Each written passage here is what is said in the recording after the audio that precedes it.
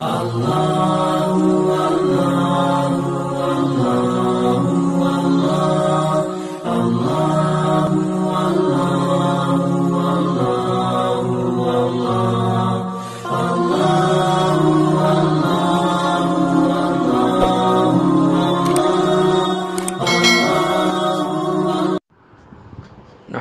ونصلي على رسوله الكريم اللهم صل على سيدنا ومولانا محمد النبي الأمي وعلى آله وأصحابه وبارك وسلم۔ میرے معزز خواتین و حضرات، سورۃ یوسف کا درس جاری تھا۔ کل کے درس میں یہ بات آئی کہ حضرت یوسف علیہ السلام نے اپنی پاک دامنی بھی بیان کی اور ساتھ ہی تواضع اور عاجزی کا اظہار بھی کیا۔ روایات میں ہے کہ حضرت یوسف علیہ السلام کے ساتھ بادشاہ مصر، اس کی چاہت اور خواہش یہ تھی کہ میں خود خواب کی تعبیر اپنے کانوں سے سنوں، تو انہیں اپنے دربار میں بلایا۔ اب بادشاہ جس زبان میں بات کرتا، حضرت یوسف علیہ السلام اسی زبان میں اس کا جواب دیتے۔ جتنی زبانیں وہ جانتا تھا اور ان میں بات کرتا تھا، حضرت یوسف علیہ السلام اسی زبان میں جواب دیتے تھے۔ اور اس کے ساتھ ہی حضرت یوسف علیہ السلام نے دو زبانیں اضافی استعمال کی، ایک عربی کہ عربی زبان میں اس کو سلام کیا، دوسرا عبرانی زبان میں اس کو دعائیں دیں۔ تو یہ بادشاہ کے سامنے آپ کی فوقیت کا معاملہ تھا کہ آپ دو زبانیں بادشاہ سے زیادہ جانتے ہیں جو بادشاہ بھی نہیں جانتا۔ تو بادشاہ سمجھ گیا کہ یہ بندہ صرف نیک ہی نہیں بلکہ عالم بھی ہے، صرف پاک دامن ہی نہیں بلکہ بہت بڑا عالم بھی ہے۔ تو بادشاہ بڑا متاثر ہوا۔ اس نے کہا میں نے خواب دیکھا ہے، میری خواہش یہ ہے کہ اس کی تعبیر آپ بتائیں، میں اپنے کانوں سے سنوں۔ تو حضرت یوسف علیہ السلام نے فرمایا کہ آپ کے خواب کی تعبیر یہ ہے کہ 7 سال خوب بارش اور پیداوار ہوگی، پھر 7 سال قحط پڑے گا۔ آپ ایسا کریں کہ اپنی رعایا کو حکم دیں، خوب محنت کریں، خوب کاشتکاری کریں، خوب کھیتی اگائیں، جتنی پیداوار ہو اس کے 4 حصے استعمال کریں اور 5واں حصہ اپنے پاس رکھ لیں، اور جو 5واں حصہ ہے وہ گندم کے خوشے میں رہنے دیں، اس سے گندم خراب نہیں ہوگی۔ اور 7 سال کے بعد جب قحط شروع ہوگا تو آپ کے خزانے میں تو ویسے ہی گندم جمع ہوگی اور عوام کے پاس بھی ہوگی۔ نتیجہ یہ نکلے گا کہ عوام کو حکومت سے گندم لینے کی ضرورت نہیں پڑے گی۔ اب جو حکومت کے پاس گندم اور غلہ ہوگا، باہر کے جو تاجر اور مساکین آئیں گے یہ ان کو مل جائے گا، حکومت کا کام بھی چلے گا اور عوام تو پہلے سے ہی خوشحال ہوگی۔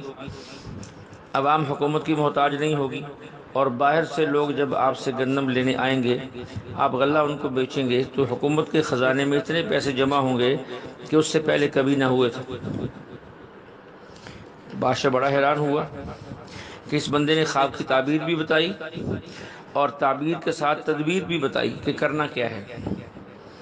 تو نبی ہوتا ہے، اس کا معاملہ بڑا بلند ہے، اور وہ شفیق بھی ہوتا ہے، حتیٰ کہ اتنی ماں شفیق نہیں ہوتی اپنی اولاد پر جتنا نبی اپنی امت پہ شفیق ہوتا ہے۔ تو بادشاہ نے یوسف علیہ السلام کو اپنا خاص بندہ بنا لیا اور 1 سال تک ان کو شاہی مہمان بنا کر رکھا، اور 1 سال کے بعد ان کو وزیر خزانہ بنایا۔ 1 سال تک شاہی مہمان کیوں بنایا؟ مفسرین لکھتے ہیں اس خیال سے کہ یہ عالم بھی بہت بڑا ہے اور نیک بھی بہت ہے، لیکن ابھی شاہی آداب سے واقف نہیں، اس کو ذرا حکومت کے معاملات میں داخل کرنا ہے اور میں قریب رہ کر دیکھ لوں تاکہ آئندہ منصب دوں تو مجھے اس میں کوئی دھوکہ نہ لگے۔ حضرت یوسف علیہ السلام سے جب بادشاہ نے مشورہ کیا کہ یہ سارا معاملہ کیسے ہوگا، صحیح بات تو مجھے سمجھ میں آ گئی ہے، اب کرنا کیا ہے، کس طرح کیا جائے، یہ انتظام کیسے کیا جائے، تو حضرت یوسف علیہ السلام نے ایک بات ارشاد فرمائی، اجعلنی علی خزائن الارض، انی حفیظ علیم، آپ مجھے وزیر خزانہ بنا دیں، یہ کام میں سنبھال لوں گا۔ اور ساتھ یہ بات بھی فرمائی کہ وزیر خزانہ میں 2 صفتیں ہونی چاہیے، کہ وہ امانت دار بھی ہو، کہ بددیانت نہ ہو، وہ یہ بھی جانتا ہو کہاں خرچ کرنا ہے، کہاں خرچ نہیں کرنا، کتنا خرچ کرنا ہے، کتنا خرچ نہیں کرنا۔ اس لیے فرمایا انی حفیظ علیم، میں حفیظ بھی ہوں، علیم بھی ہوں، حفاظت کرنا بھی جانتا ہوں، اور مجھے یہ بھی پتہ ہے کہ خرچ کہاں کرنا ہے۔ یعنی حضرت یوسف علیہ السلام نے وزارت کی ساری صفات 2 لفظوں میں سمیٹ کے رکھ دی۔ اب یہاں پہنچ کر ہمارے زمانے کے ایک دنیاوی تعلیم یافتہ اور اپنے قوت مطالعہ پر تفسیر لکھنے والے مودودی صاحب لکھتے ہیں کہ یہ محض وزیر مالیات کے منصب کا مطالبہ نہیں تھا جیسا کہ بعض لوگ سمجھتے ہیں، بلکہ یہ ڈکٹیٹرشپ کا مطالبہ تھا، اور اس کے نتیجے میں سیدنا یوسف علیہ السلام کو جو پوزیشن حاصل ہوئی وہ قریب قریب وہی پوزیشن تھی جو اس وقت اٹلی میں مسولینی کو حاصل ہے، الیاذ باللہ۔ تو یہ مودودی صاحب کی کوئی پہلی گستاخی نہیں ہے۔ مودودی صاحب انبیاء علیہ السلام، صحابہ کرام، ازواج مطہرات اور سلف صالحین کے بارے میں ان کا قلم حجاج کی تلوار اور ابن حزم کی زبان سے زیادہ زہریلا ہے۔ مودودی صاحب کے قلم سے یا اللہ کی ذات بچی ہے یا وہ خود بچا ہے۔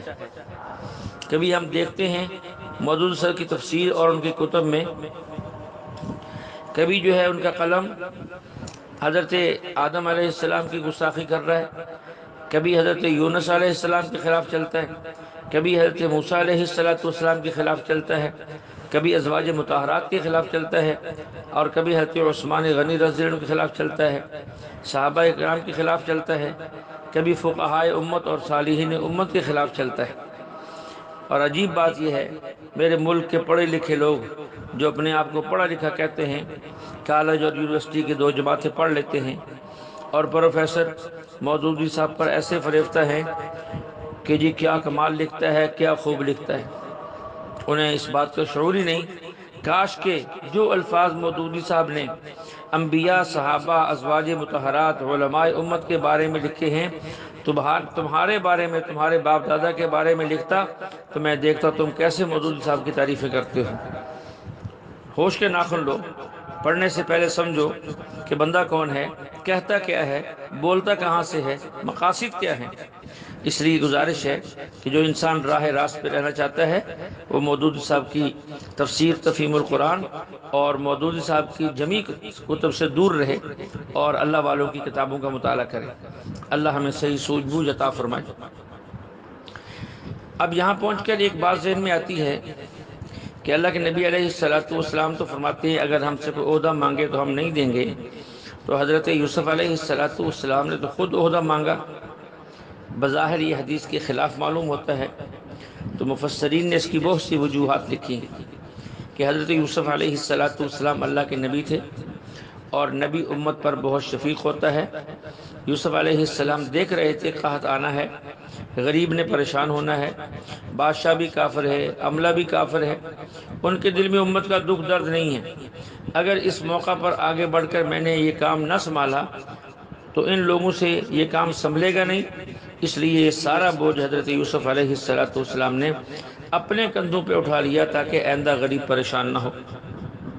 اس سے معلوم ہوا ایسے مواقع پر اگر کوئی عالم دین سیاست میں آ جائے، اور بلکہ آنا چاہیے، اس لیے کہ سیاست کرنا، وزارت کا منصب سنبھالنا، صدارت کا منصب سنبھالنا اور جو ہے اسمبلیوں میں جانا، ملک چلانا، یہ صرف علماء کا کام ہے۔ غیر علماء، جہال، ان کا کام حکومت چلانا نہیں ہے، اس لیے کہ اگر وہ چلائیں گے تو وہی خرابیاں پیدا ہوں گی جو آج تک ہو رہی ہیں۔ اور اگر علماء کرام سیاست میں آ کر ملک چلائیں گے تو انشاءاللہ وہ خوبیاں ملک کے اندر اور وہ نفع عوام کو حاصل ہوں گے جو انبیاء علیہ السلام اور صحابہ کرام کی حکومتوں کے اندر لوگوں کو حاصل ہوئے۔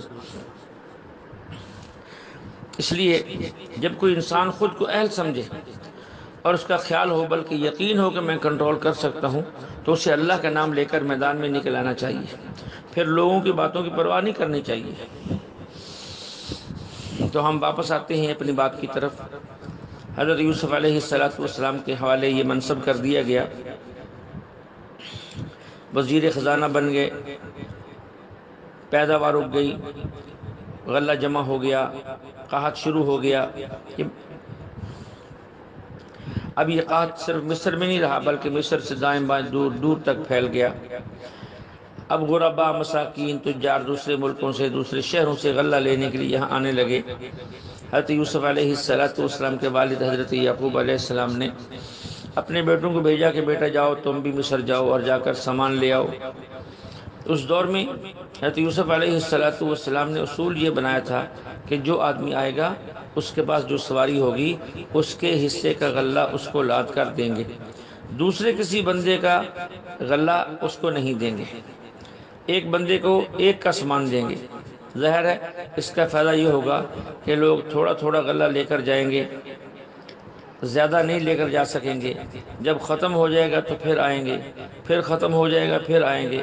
اب جو شخص اتنا لمبا سفر کر کے مشقت سے یہاں پہنچے گا، اسے تھوڑا غلہ ملے گا تو وہ بڑے حساب اور احتیاط سے خرچ کرے گا کہ دوبارہ جانا پڑے گا، مشقت اٹھانی پڑے گی۔ اور اگر ایک ایک بندے کو 10 بندوں کا غلہ دے دیا جاتا تو یہی لوگ واپس جا کر ضائع کر دیتے کہ اب تو بہت ہے اور یہ ہمارے استعمال سے بھی زیادہ ہے۔ اس لیے ایک ترتیب رکھی کہ لوگ غلہ ضائع نہ کریں بلکہ اس غلے کی قدر کریں اور احتیاط سے استعمال کریں۔ انہی آنے والوں میں حضرت یوسف علیہ السلام کے بھائی بھی آئے، ان بھائیوں نے بھی آ کر اپنا حصہ وصول کیا۔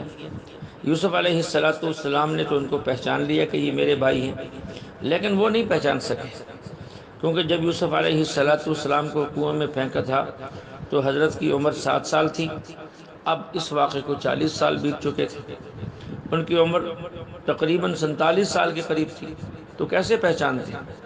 جب یہ بھائی واپس جانے لگے تو یوسف علیہ السلام نے ان بھائیوں کے جتنے پیسے تھے وہ سارے کے سارے ایک گندم کی بوری میں ڈال دیے اور ان سے یہ پوچھا کہ تمہارے کتنے بھائی ہیں، تم لوگ کتنے بھائی ہو؟ تو انہوں نے کہا جی ہمارے اتنے بھائی ہیں، ایک ہمارا چھوٹا بھائی بھی ہے جو ہمارے والد کے پاس ہے۔ تو یوسف علیہ السلام نے کہا آئندہ آؤ تو اس کو بھی لے کر آنا، اگر تم نہیں لے کر آؤ گے تو میں تمہیں غلہ نہیں دوں گا۔ یہ شرط کیوں لگائی؟ اس لیے کہ وہ کہہ رہے تھے کہ ہمارا ایک بھائی ہے، اب آئندہ اگر اس بھائی کو نہیں لاتے تو اس کا مطلب یہ ہے کہ وہ جھوٹ بول رہے ہیں۔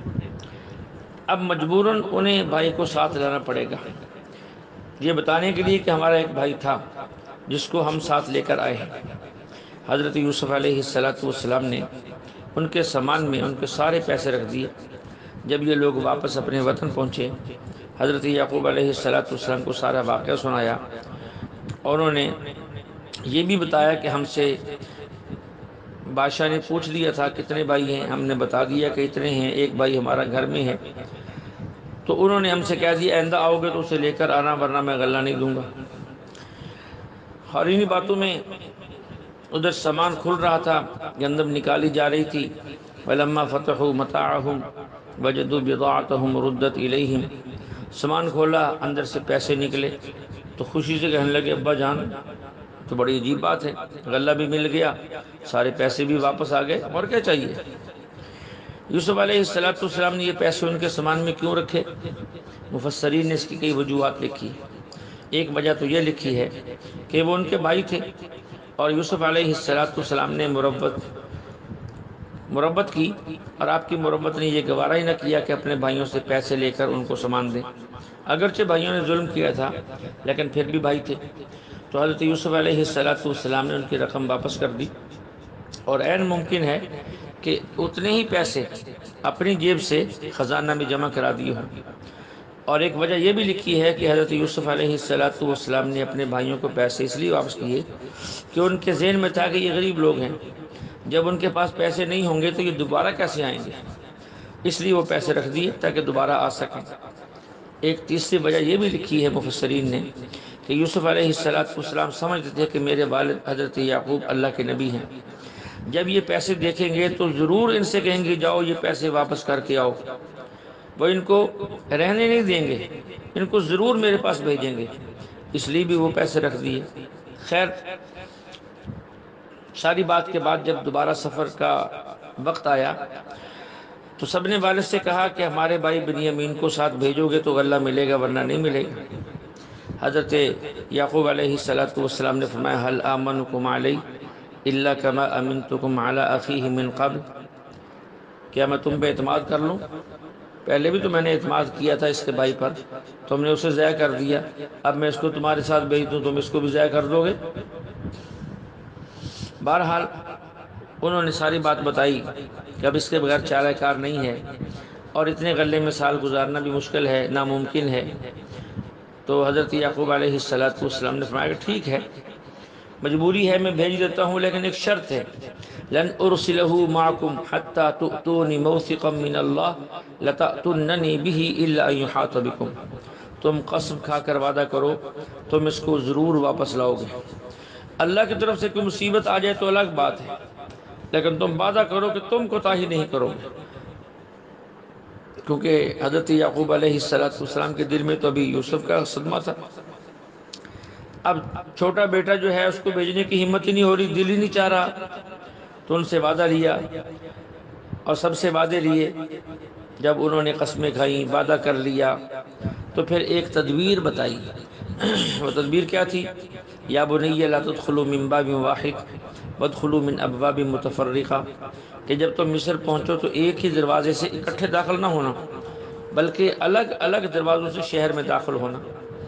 مفسرین لکھتے ہیں کہ حضرت یعقوب علیہ السلام نے یہ بات کیوں فرمائی؟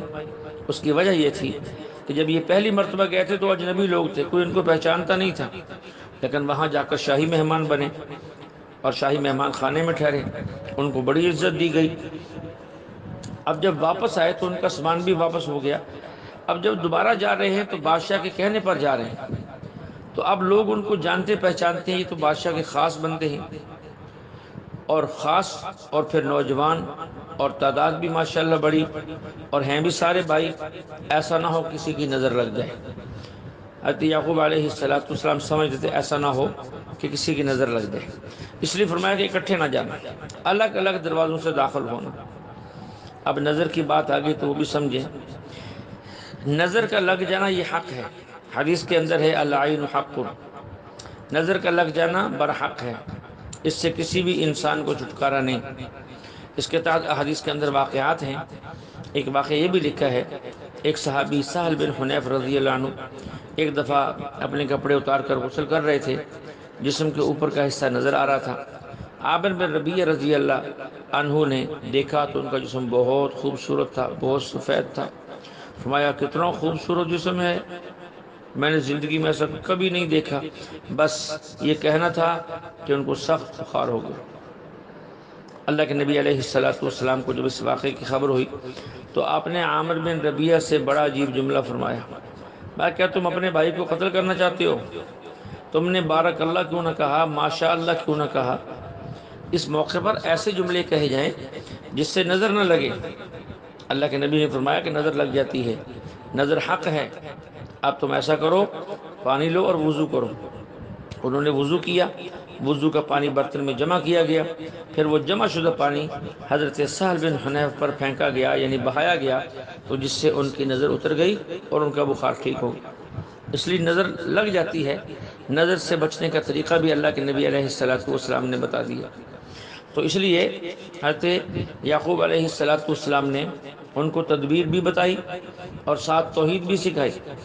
فرمایا ایک دروازے سے داخل نہیں ہونا، الگ الگ دروازوں سے داخل ہونا ہے، اور یہ بھی فرمایا وما اغنی عنکم من اللہ من شیء ان الحکم الا للہ علیہ توکلت وعلیہ فلیتوکل المتوکلون۔ ایک تدبیر ہے جو میں نے بتائی ہے، باقی اگر اللہ نے کسی مصیبت کا فیصلہ کیا ہے تو اس کو میری تدبیر ٹال نہیں سکتی۔ نبی تدبیر بھی بتاتا ہے، توحید بھی بتاتا ہے۔ بعض لوگ موحد بنتے ہیں تو تدبیر چھوڑ دیتے ہیں، اور بعض لوگ تدبیریں اختیار کرتے ہیں تو اللہ کی توحید کو بھول جاتے ہیں۔ نبی موحد بھی ہوتا ہے اور تدبیر کرنے والا بھی ہوتا ہے، اس لیے توحید بھی نہیں چھوڑنی اور تدبیر بھی نہیں چھوڑنی۔ بچہ بیمار ہو جائے تو ڈاکٹر کے پاس لے جائیں اور اللہ سے دعا بھی مانگیں۔ اللہ سے دعا مانگیں، ڈاکٹر کے پاس نہ لے جائیں، یہ بھی بچے کے ساتھ زیادتی ہے۔ ڈاکٹر سے علاج کرائیں، اللہ سے دعا نہ مانگیں، یہ بھی زیادتی ہے۔ اس لیے اللہ سے دعا بھی مانگیں گے اور دعا بھی کریں گے، اللہ چاہیں گے تو شفا عطا فرما دیں گے۔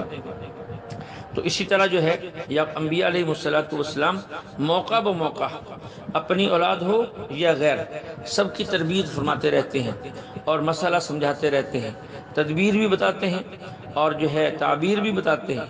اللہ جل شانہ سے دعا ہے کہ اللہ ہمیں کلام اللہ کو صحیح سمجھ کر پڑھنے کی، عمل کرنے کی توفیق عطا فرمائے۔ وآخر دعوانا ان الحمد للہ رب العالمین۔